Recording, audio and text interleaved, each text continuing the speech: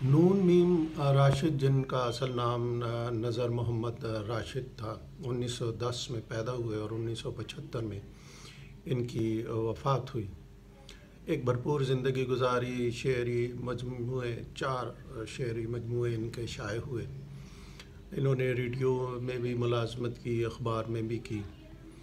1942 میں انہوں نے کمیشن لیا فوج میں، عارضی کمیشن، اور 1947 تک فوج سے وابستہ رہے Inter Services Public Relations Department میں، اور ایران، سری لنکا، عراق وغیرہ میں انہوں نے اپنے ڈیوٹی کے فرائض سر انجام دیے۔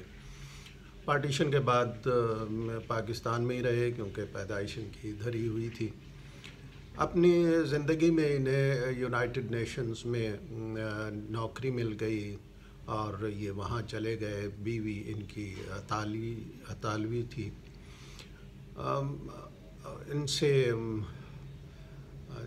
اشفاق احمد خان سے دوستی تھی۔ اشفاق احمد خان کہتے ہیں جب ہم ان سے ملنے UNO آفس گئے تو لفٹ سے جانا ہوا، اور پھر نون میم راشد نے پوچھا آئس کریم کھاؤ گے، اور ہم نے کہا ہاں، میں جواب دیا۔ وہ ہمیں لے گئے ادھر کینٹین میں، اور وہاں جا کر وہ ٹوکن مشین میں ڈالا، مشین سے 2 سکوپ آئس کریم باہر آئے جو انہوں نے لیے، اور نون میم راشد مغرب کی ترقی کے گن گاتے رہے، دیکھو کیسی مشین ہے، لفٹ ہے۔ اور پھر اشفاق احمد کہتے ہیں کہ وہ ہمیں دکھانے کے لیے اپنی سیکریٹری کو کچھ کاغذ دیتے کہ جاؤ بھی اس کی فوٹو سٹیٹ کرا کے لاؤ، اور پھر دکھاتے کہ دیکھیں کتنے آسانی سے یہ کاپی ہو جاتی ہیں۔ تو نون میم راشد بہت معترف تھے مغرب کی ترقی کے۔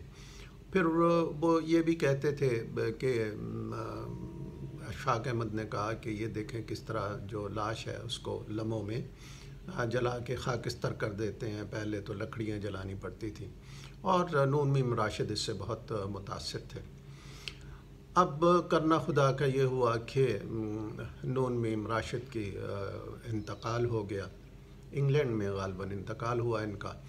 ان کی بیوی کیونکہ ان سے سنتی رہی کہ یہ بڑے اس کے پسندیدہ ہے کہ کس طرح لاش کو اس میں مشین میں ڈالتے ہیں اور لمحوں میں وہ راکھ بن کر باہر آ جاتی ہے، تو اس نے یہ سمجھا کہ نون میم راشد کو یہ پسند ہے، تو بجائے اس کے کہ دفنایا جائے ان کو جلا دیا جائے۔ بعض جگہ یہ بھی کہا جاتا ہے کہ ان کی یہ وصیت تھی کہ ان کو جلایا جائے، تو ان کو جلا دیا گیا۔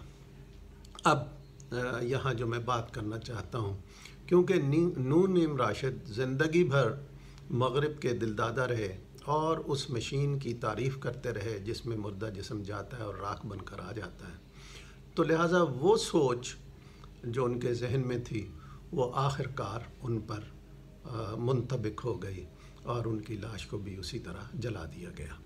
کہنا میں یہ چاہتا ہوں یہاں کہ دیکھیے، آپ اپنے ذہن میں ہمیشہ اچھے خیالات رکھیں۔ یہ نہیں ہے کہ کسی کی ظاہری چیز سے آپ متاثر ہو جائیں اور متاثر ہو کر کہیں کہ دیکھو جناب کیا زبردست چیز ہے، خواہ وہ چیز اخلاقی دائرے میں آتی ہے نہیں آتی ہے، صحیح ہے نہیں صحیح ہے، فائدہ مند ہے فائدہ مند نہیں ہے، ایسے ہی کسی کے واہ واہ کر دینا دراصل اس کی طرفداری کرنے کے مترادف ہے، یعنی بالکل آپ بھی وہی ہیں جس کی آپ تعریف کر رہے ہیں۔ جیسے وہ کہتے ہیں نا کہ ظالم کا ظلم سہنا بھی ایسے ہی ہے جیسے ظالم کا ساتھ دینا ہے۔ تو لہٰذا آپ کوشش یہ کریں کہ جب بھی آپ کہیں بات کریں، اظہار رائے کریں، تو وہاں اچھی چیزوں سے کے متعلق اظہار رائے کریں۔